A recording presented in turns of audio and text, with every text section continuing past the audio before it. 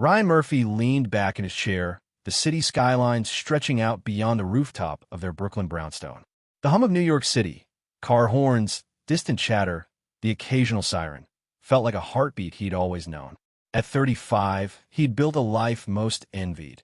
A thriving career as an architect, a high school sweetheart turned wife, and a home that anchored them in the chaos of the city.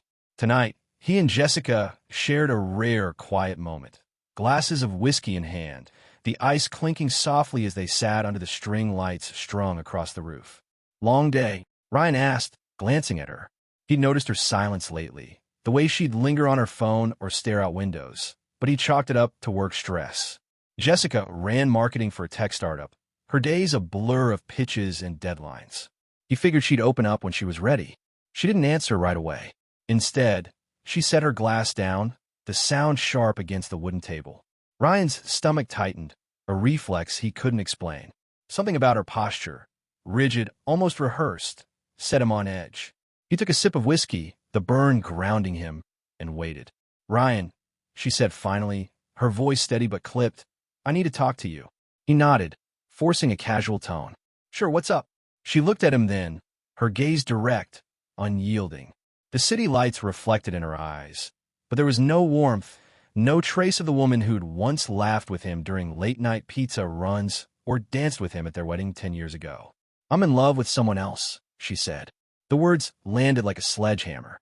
Ryan froze, his grip on the glass tightening until his knuckles ached. He didn't move, didn't blink. He couldn't. His mind scrambled to make sense of it, searching for a misheard word, a context he'd missed. "What?" he managed, his voice barely above a whisper. Jessica didn't flinch. "I met someone else. It's serious. I don't want to drag this out." Ryan's throat closed up. He set the glass down, careful not to let his hands shake, and leaned forward, elbows on his knees. "You're serious," he said, more to himself than a question. "You're telling me you're leaving me for some guy?" "It's not just some guy," she countered, her tone sharpening. "It's real. I've been thinking about this for a long time." "Years." Ryan's voice cracked, anger creeping in. "How long, Jess?" She hesitated, just for a second, but it was enough to confirm what he feared. This wasn't a fleeting mistake, a moment of weakness. This was calculated, deliberate. "Does it matter?" she said, deflecting. "I'm telling you now." "Does it matter?" he echoed, standing up, his chair scraping against the roof. "You're throwing away our marriage, our life, and you think it doesn't matter how long you've been lying to me." "I didn't lie," she said, standing too, her voice rising to match his. "I didn't know how to tell you. I didn't want to hurt you." Ryan let out a bitter laugh, running a hand through his hair. "You didn't want to hurt me? You're standing here telling me you're in love with someone else, and you think that's not going to hurt." He paced a few steps, the city noise fading into a dull roar in his ears. "Who is he?" She crossed her arms, her jaw set. "That's not the point. Not the point." He stopped, facing her. "You're leaving me for him, and I don't even get to know who he is? What, some coworker? Some guy from your gym?" "Ryan, stop," she said, her voice firm. "This isn't about him. It's about us. I don't love you anymore." The words hit harder than the first blow. Ryan felt his chest cave, like the air had been sucked out of him. He stared at her, searching for a crack in her resolve, a hint of regret, but her face was a mask, calm, resolute, almost indifferent. "You don't mean that," he said, his voice quieter now, almost pleading. "I do," she said, and the finality in her tone cut deeper than anything else. "I've made up my mind. I'm moving out tonight." "Tonight?" He blinked, the reality crashing down. "You already planned this. You got bags packed, don't you?" She didn't answer, but her silence was louder than any confession. Ryan's mind raced, replaying the past months. The late nights at work, the canceled dinners, the way she'd pull away when he tried to touch her. It all clicked into place, each memory a shard of glass in his chest. "Where are you going?" he asked, his voice hollow. "With him," she said simply. "I'm staying with him." Ryan's fists clenched at his sides, but he didn't move. He wanted to scream, to demand answers, to beg her to stay, but pride held him back. "So that's it? 10 years, and you're just done?" "I'm sorry," she said, but the words felt empty, a formality. She picked up her glass, took a final sip, and set it down. "I'll send for the rest of my things. The lawyer will contact you tomorrow." "Lawyer?" He barked out a laugh, incredulous. You've already got a lawyer? Jesus, Jess, how long have you been planning this? She didn't answer. Instead, she turned and walked toward the rooftop door, her steps measured, unhurried. Ryan watched her go, his heart pounding, his world unraveling with every step she took.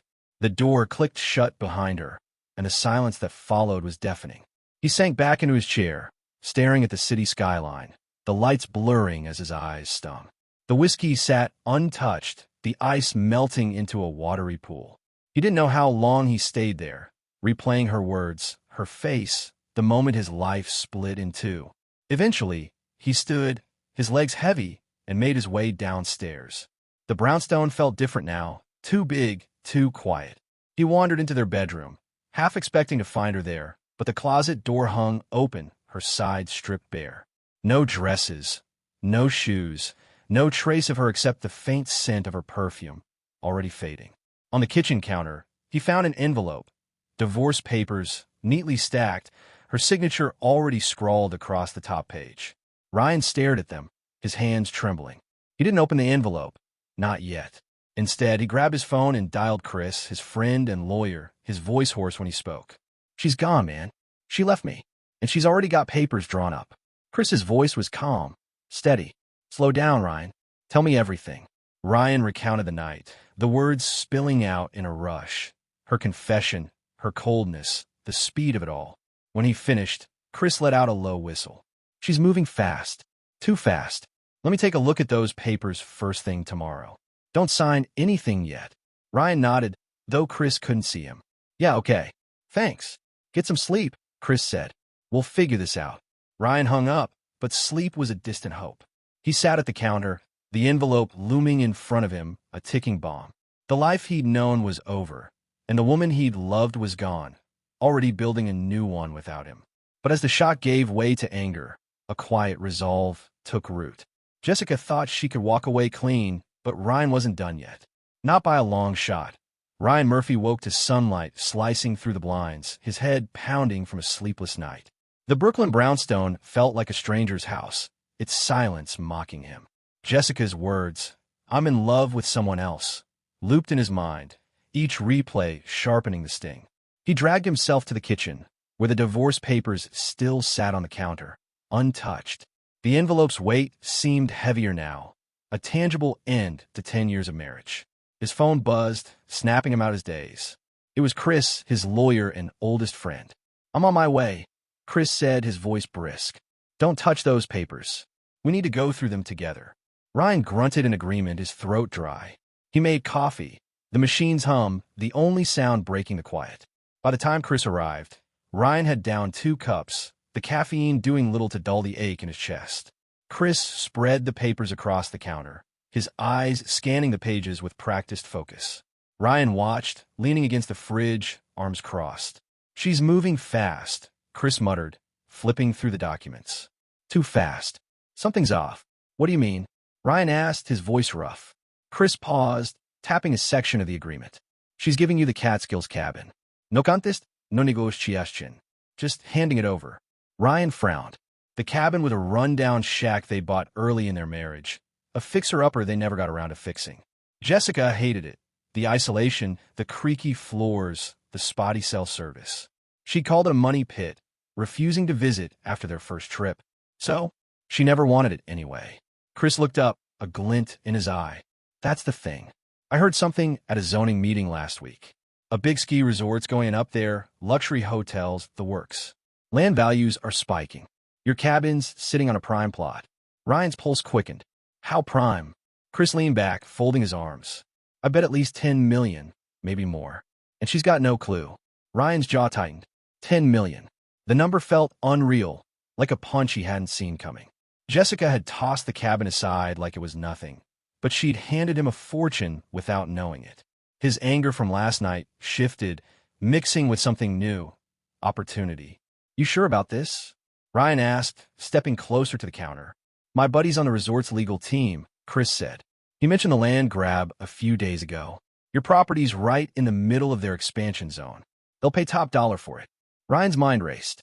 He pictured Jessica last night, her cold certainty as she walked away, already planning her new life with her mystery lover. She thought she'd outmaneuvered him, but she'd made a colossal mistake. Why wouldn't she know? She's not stupid. Chris shrugged. Maybe she didn't do her homework. Or maybe she's in such a rush to cut ties, she didn't bother checking. Either way, it's your win. Ryan picked up the papers, scanning the section about the cabin. There it was clear as day.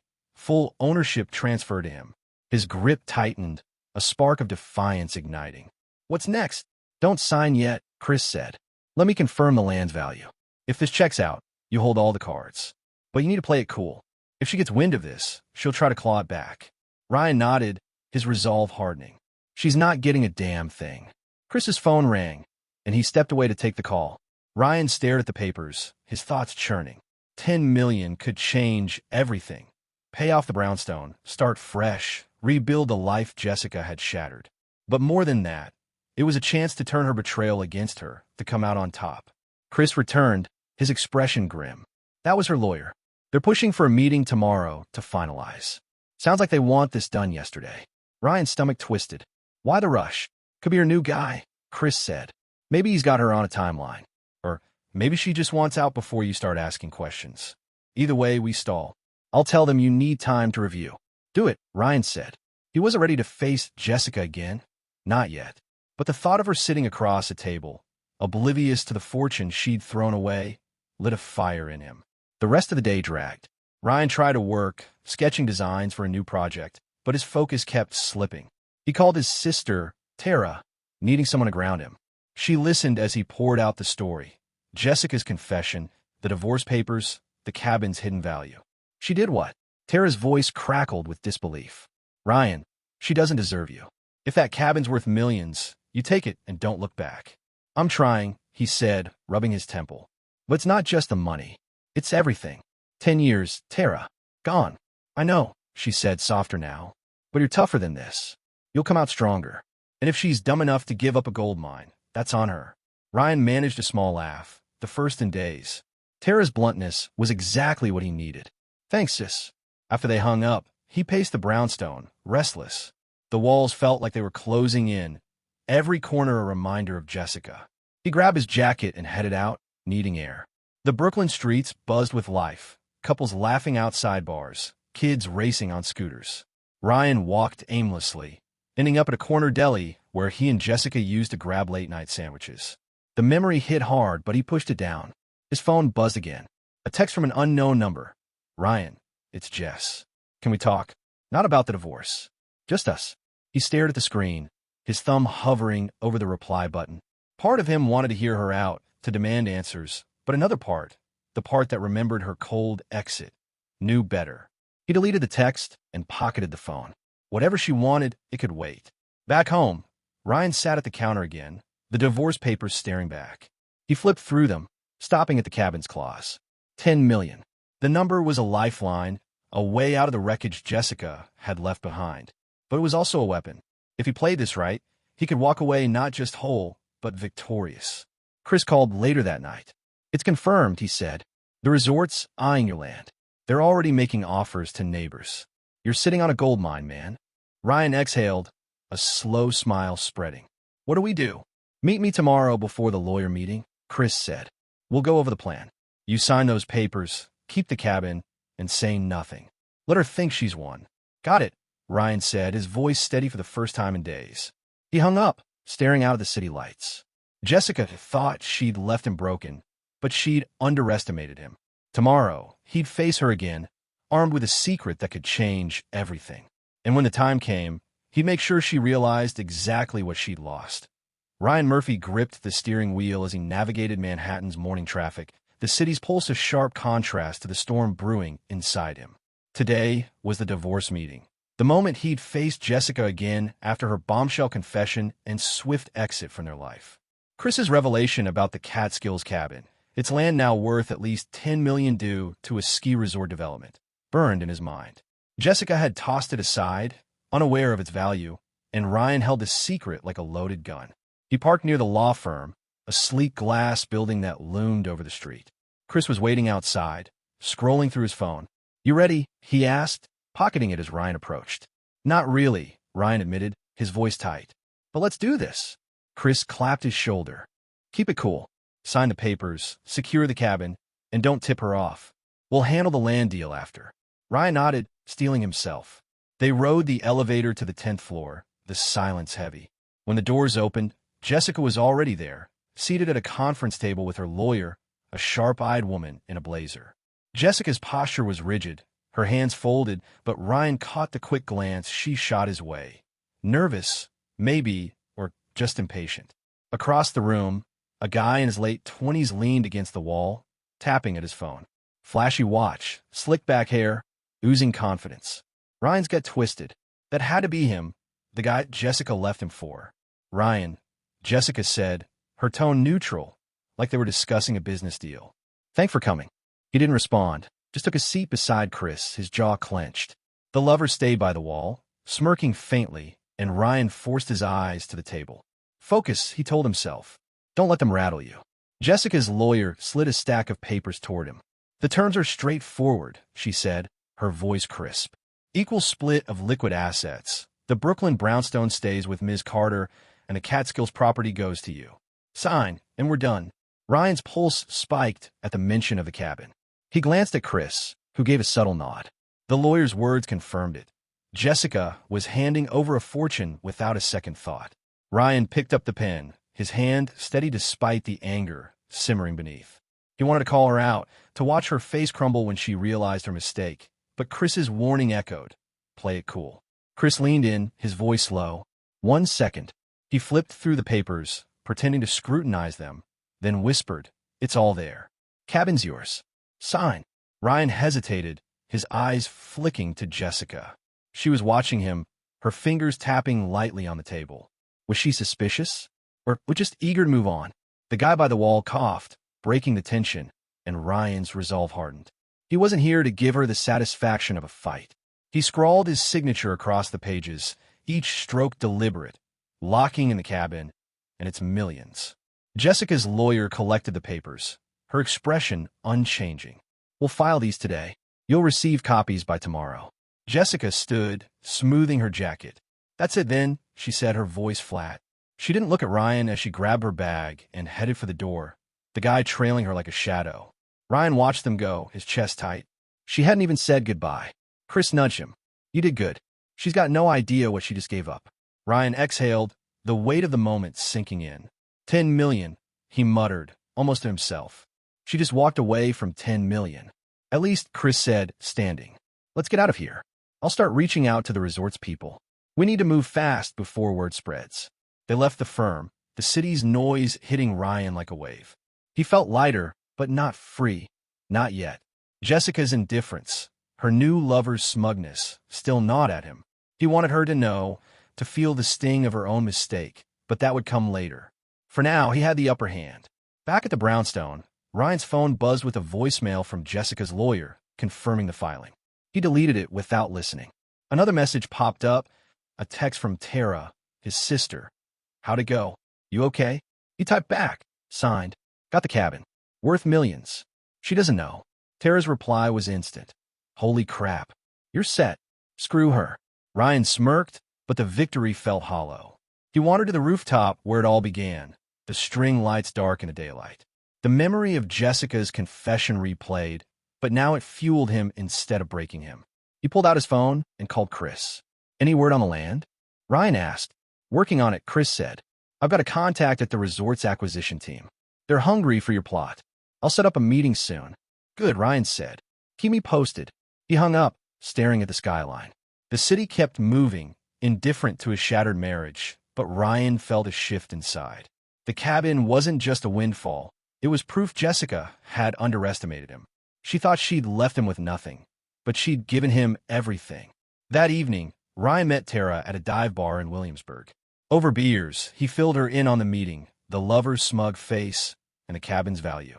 Tara listened, her eyes wide, then raised her glass. To you, bro. You're going to come out of this a freaking millionaire. Ryan clinked his bottle against hers, a half-smile breaking through. Not there yet, but close. Tara leaned forward, her voice serious. Don't let her mess with your head. She made her choice. Now you make yours. He nodded, her words settling in. Jessica's text from yesterday, can we talk? Still lingered, unanswered. Part of him wondered what she wanted, but he pushed it aside. She didn't get to rewrite the story now. The next morning, Chris called with news. Resort's interested. They want to meet next week. They're talking big numbers, Ryan.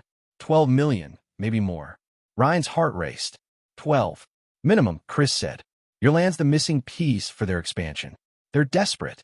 Ryan paced the kitchen, the divorce papers now filed, the cabin his. Set it up, he said. Let's make it happen. On it, Chris replied. And Ryan? You're about to turn this whole thing around. She'll regret this. Ryan hung up, a slow grin spreading. Jessica thought she'd won, walking away with her new life, but the game wasn't over. He'd sign the land deal, pocket the millions, and build something better than what they'd had. And when she found out, because she would, he'd be long gone, living proof that her betrayal had only made him stronger. Ryan Murphy stood on the Brooklyn Brownstone's rooftop, the city skyline a jagged silhouette against the dusk. 2 weeks had passed since he signed the divorce papers, securing the Catskills cabin and its hidden $10 million value.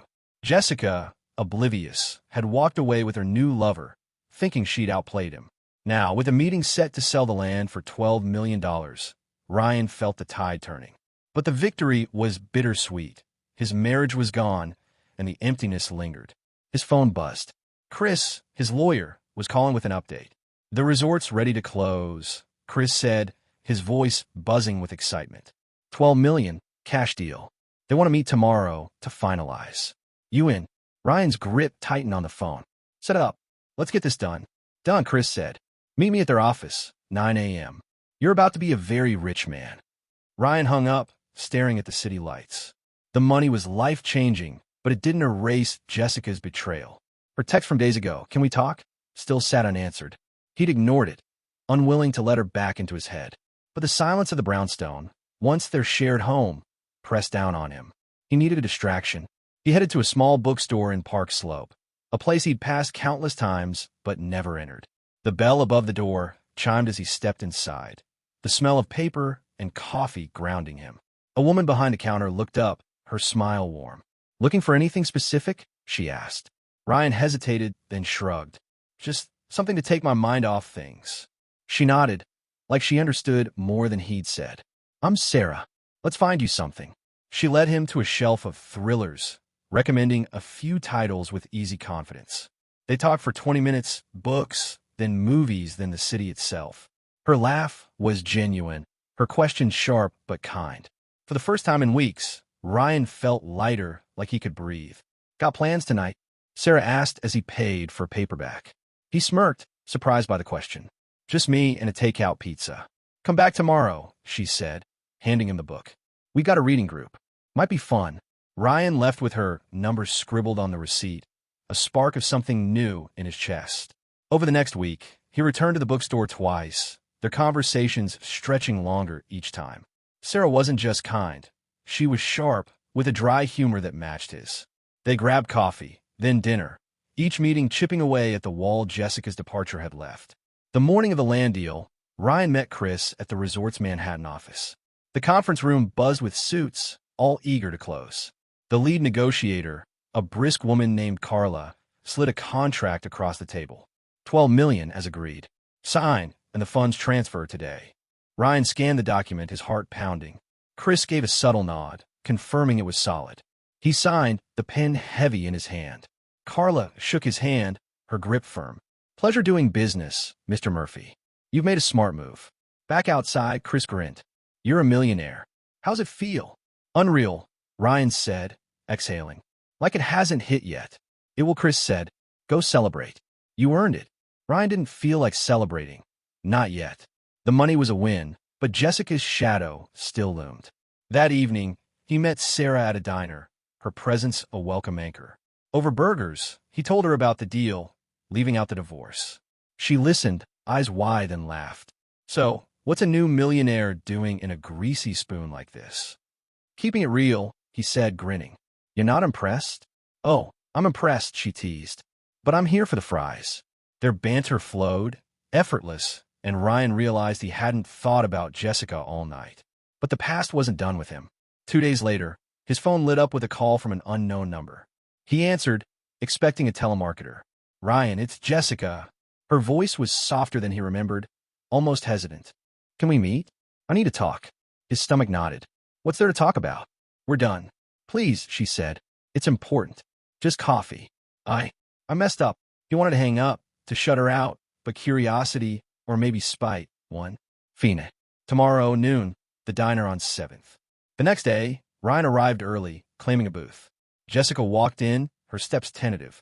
She slid into the seat across from him, her hands fidgeting. Thanks for meeting me, she said, her voice low. Get to the point, Ryan said, his tone flat. She swallowed, then leaned forward. I made a mistake, Ryan. With him. With us. He cheated on me. I thought he was different, but I was wrong. Ryan's jaw tightened. The irony wasn't lost on him. She'd left him for a fling, and now it had blown up in her face. And I miss you, she said, her eyes searching his. I know I hurt you, but I see it now. We had something real. I want to try again. Ryan leaned back, his mind racing. He'd dreamed of this moment, her regret, her groveling, but now it felt empty. He thought of Sarah, of the land deal, of the life he was starting to build. And then there was the cabin. Jessica still didn't know its worth, and he wasn't about to tell her. You think you could just walk back in? He said, his voice steady. After what you did? You left, Jess. You made your choice. I know, she said, her voice breaking. But I'm asking for a chance. Ryan studied her, the woman he'd loved for a decade, now a stranger. He felt no pull, no longing, only clarity. No, he said, standing. We're done. He walked out, leaving her in the booth. The city air hit him, crisp and sharp, and for the first time, he felt untethered. Jessica's mistake had cost her everything, her marriage, her future, and a fortune she'd never know about. Ryan, though, was just getting started. That night, he called Sarah. Reading group still open? He asked. Always, she said, her voice warm. Bring you millionaire vibes. He laughed, the sound genuine. The past was behind him, and the future, $12 million in all, was his to shape. Ryan Murphy sat at a seaside cafe in Santorini, the Mediterranean sun glinting off the water. 3 months had passed since he walked away from Jessica at the diner. Her plea for a second chance left unanswered. The $12 million from the Catskills cabin sale sat in his account, a fortune born from her careless betrayal. Across from him, Sarah sipped her wine, her laugh mingling with the chatter of tourists.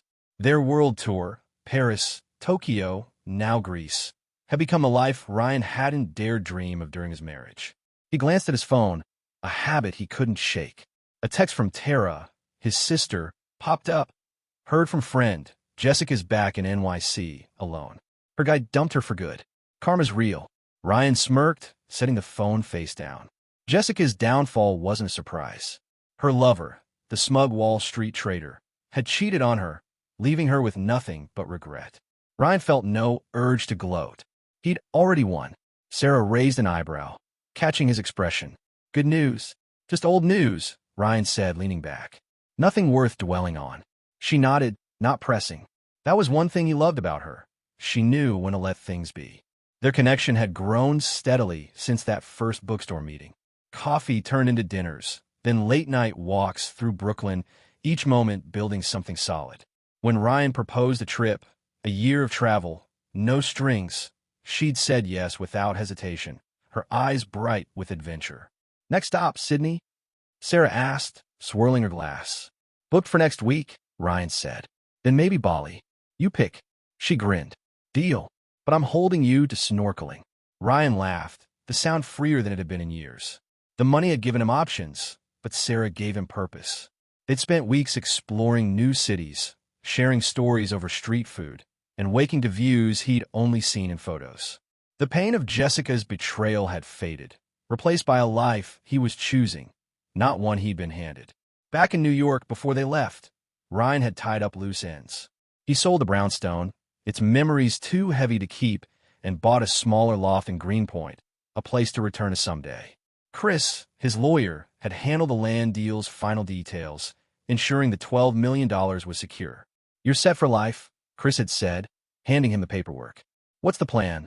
Live, Ryan had replied, and he meant it. No mansions, no flashy cars, just freedom to go where he wanted, with someone who saw him for who he was, not what he had. His phone buzzed again, this time an email from Chris. Resort's expanding again. They're asking if you've got more land. Told them you're out of the game. Ryan smiled, deleting the message. The cabin deal was enough. He wasn't chasing more. Sarah leaned forward, her voice playful. You're zoning out. Thinking about your millions? Nah, he said, meeting her gaze. Thinking about how I ended up here with you. She rolled her eyes but smiled. Smooth talker. Keep that up, and I'll make you swim to Australia. Their banter carried through the meal, the ease of it grounding him. Later, as they walked along the cliffside, Sarah's hand in his, Ryan's thoughts drifted to Jessica one last time.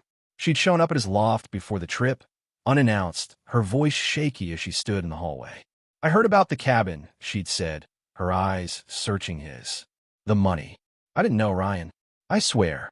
He'd leaned against the doorframe, unmoved. You didn't care enough to check. I was wrong, she pressed, stepping closer. About everything. We could start over. I know you still feel something. Ryan had shaken his head, his voice calm but firm. You're wrong. I don't. He'd closed the door, her footsteps fading down the hall. That was the last he'd seen of her. Now, in Santorini, the memory felt distant, like it belonged to someone else. Sarah tugged his arm, pointing to a boat cutting through the waves below. Race you to the water tomorrow, she challenged. You're on, Ryan said, grinning. The past was gone, and he wasn't looking back. Months later, back in New York for a brief stop to visit Tara, Ryan got another update. A mutual friend had seen Jessica at a bar, working as a bartender, her dreams of a glamorous new life with her traitor boyfriend shattered. The friend mentioned she'd asked about Ryan, her voice tinged with envy when she heard about his travels. Ryan didn't care. Her choices had led her there, just as his had brought him here. He and Sarah met Tara at a pizza joint in Brooklyn, the three of them laughing over slices and beer. Tara raised her glass. To my brother, who turned a train wreck into a triumph. Sarah clinked her glass against Tara's. To Ryan, and to not letting the past win. Ryan raised his glass, the weight of the last year lifting. To the future. As they drank, he thought about the cabin, the divorce, the millions. Jessica's betrayal had been a gut punch, but it had also been a gift. It forced him to let go, to rebuild, to find Sarah. The money was just a bonus. The real win was this. Living on his terms, with someone who made every day better. Their next flight was in 2 days, bound for Rio. Ryan leaned back, watching Sarah and Tara debate pizza toppings, their laughter filling the air. He didn't need to prove anything to Jessica or anyone else. Life had dealt him a blow, but it had also dealt him justice. And for the first time, he was exactly where he wanted to be.